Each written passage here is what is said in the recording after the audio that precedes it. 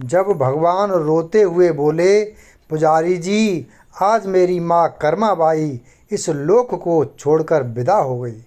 भगवान और उनके भक्तों की ये अमर कथाएं अटूट आस्था और विश्वास का प्रतीक हैं। ये कथाएं प्रभु प्रेम के स्नेह को दर्शाने के लिए अस्तित्व में आई हैं कि प्रभु सिर्फ सच्चे और पवित्र भाव के भूखे हैं। भगवान श्री कृष्ण की परम उपासक कर्माबाई जी जगन्नाथपुरी में रहती थीं और भगवान को बचपन से ही पुत्र रूप में भजती थीं। ठाकुर जी के बाल रूप से वह रोज़ ऐसे बातें करतीं जैसे ठाकुर जी उनके पुत्र हों और उनके घर में ही वास करते हों। एक दिन कर्माबाई की इच्छा हुई कि ठाकुर जी को फल मेवे की जगह अपने हाथ से कुछ बनाकर खिलाऊं।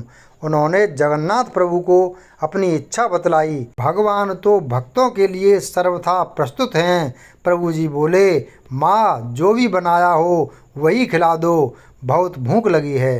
कर्माबाई ने खिचड़ी बनाई थी, ठाकुर जी को खिचड़ी खाने को दे दी। प्रभु बड़े चाव से खिचड़ी खाने लगे और कर्माबाई ये सोचकर भगवान को पंखा झलने लगीं कि कहीं गर्म खिचड़ी से मेरे ठाकुर जी का मुँह ना जल जाए। संसार को अपने मुख में समाने वाले भगवान को कर्माबाई एक माता की तरह पंखा कर रही हैं और भगवान भक्त की भावना में भाव विभोर हो रहे हैं। भक्त वत्सल भगवान ने कहा, माँ, मुझे तो खिचड़ी बहुत अच्छी लगी, मेरे लिए आप रोज़ खिचड़ी ही पकाया करें, मैं तो यही आकर खाऊंगा। अब तो कर्माबाई जी रोज़ सुबह उठती और सबसे पहले खिचड़ी बनाती, बाकी सब कुछ बाद में करती थीं। भगवान भी सुबह सवेरे दौड़े आते ही कहते, माँ, जल्दी से मेरी प्रिय खिचड़ी लाओ। प्रतिदिन का यही क्रम बन गया। भगवान सुबह सुबह आते, भोग लगाते और फिर चले जाते। एक बार एक महात्मा कर्माबाई के पास आया। महात्मा ने उन्हें सुबह सुबह खिचड़ी बनाते देखा तो नाराज़ होकर कहा, माताजी, आप यह क्या कर रही हो? सबसे पहले नहा धोकर पूजा पाठ करनी चाहिए, लेकिन आपको तो पेट की चिंता सताने लगती है। कर्माबाई बोली, क्या करूं महाराज जी, संसार जिस भगवान की पूजा अर्चना कर रहा होता है वही सुबह सुबह भूखे आ जाते हैं। उनके लिए ही तो सब काम छोड़कर पहले खिचड़ी बनाती हूँ। महात्मा ने सोचा कि शायद कर्माबाई की बुद्धि फिर गई है। यह तो ऐसे बोल रही है जैसे भगवान इसकी बनाई खिचड़ी के ही भूखे बैठे हुए हों। महात्मा कर्माबाई को समझाने लगे, माताजी, तुम भगवान को अशुद्ध कर रही हो। सुबह स्नान के बाद पहले रसोई की सफाई करो, फिर भगवान के लिए भोग लगाओ। अगले दिन कर्माबाई ने ऐसा ही किया। जैसे ही सुबह हुई, भगवान आए और बोले, माँ, मैं आ गया हूँ, खिचड़ी लाओ। कर्माबाई ने कहा, प्रभु, अभी मैं स्नान कर रही हूँ, थोड़ा रुको। थोड़ी देर बाद भगवान ने फिर आवाज़ लगाई, जल्दी करो माँ, मेरे मंदिर के पट खुल जाएंगे, मुझे जाना है। वह फिर बोली, अभी मैं रसोई की सफाई कर रही हूँ प्रभु। भगवान सोचने लगे कि आज माँ को क्या हो गया है, ऐसा तो पहले कभी नहीं हुआ। फिर जब कर्माबाई ने खिचड़ी परोसी तब भगवान ने झटपट करके जल्दी जल्दी खिचड़ी खाई। परंतु आज खिचड़ी में भी रोज़ वाले भाव का स्वाद भगवान को नहीं लगा था।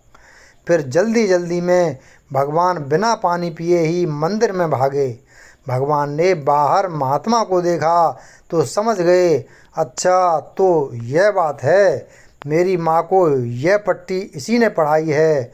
अब यहाँ ठाकुर जी के मंदिर के पुजारी ने जैसे ही मंदिर के पट खोले तो देखा भगवान के मुख पर खिचड़ी लगी हुई है। पुजारी बोले, प्रभु जी, ये खिचड़ी आपके मुख पर कैसे लग गई है? भगवान ने कहा, पुजारी जी, मैं रोज़ मेरी कर्माबाई के घर पर खिचड़ी खाकर आता हूँ। आप माँ कर्माबाई जी के घर जाओ और जो महात्मा उनके यहाँ ठहरे हुए हैं उनको समझाओ, उसने मेरी माँ को गलत कैसे पट्टी पढ़ाई है।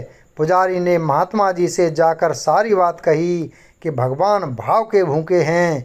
यह सुनकर महात्मा जी घबराए और तुरंत कर्माबाई के पास जाकर कहा, माताजी, माफ़ करो, ये नियम धर्म तो हम संतों के लिए हैं। आप तो जैसे पहले खिचड़ी बनाती हो वैसे ही बनाएं। आपके भाव से ही ठाकुर जी खिचड़ी खाते रहेंगे। फिर एक दिन आया जब कर्माबाई के प्राण छूट गए। उस दिन पुजारी ने मंदिर के पट खोले तो देखा भगवान की आंखों में आंसू हैं और प्रभु रो रहे हैं। पुजारी ने रोने का कारण पूछा तो भगवान बोले, पुजारी जी, आज मेरी माँ कर्माबाई इस लोक को छोड़कर मेरे निज लोक को विदा हो गई है। अब कौन मुझे खिचड़ी बनाकर खिलाएगा?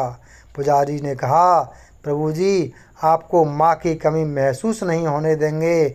आज के बाद आपको सबसे पहले खिचड़ी का भोग ही लगेगा। इस तरह आज भी जगन्नाथ भगवान को खिचड़ी का भोग लगाया जाता है। भगवान और उनके भक्तों की ये अमर कथाएं अटूट आस्था और विश्वास का प्रतीक हैं। ये कथाएं प्रभु प्रेम के स्नेह को दर्शाने के लिए अस्तित्व में आई हैं कि प्रभु सिर्फ सच्चे और पवित्र भाव के भूखे हैं। आप भी इन कथाओं के माध्यम से भक्ति के रस को चखते हुए आनंद के सरोवर में डुबकी लगाएं। ईश्वर की शक्ति के आगे तर्कशीलता भी नतमस्तक हो जाती है। तभी तो चिकित्सा विज्ञान के लोग भी कहते हैं, दवा से ज़्यादा दुआ काम आएगी। प्रेम से बोलिए जय जगन्नाथ जी। वीडियो अगर पसंद आया हो तो वीडियो को लाइक करें और चैनल को सब्सक्राइब करें। धन्यवाद।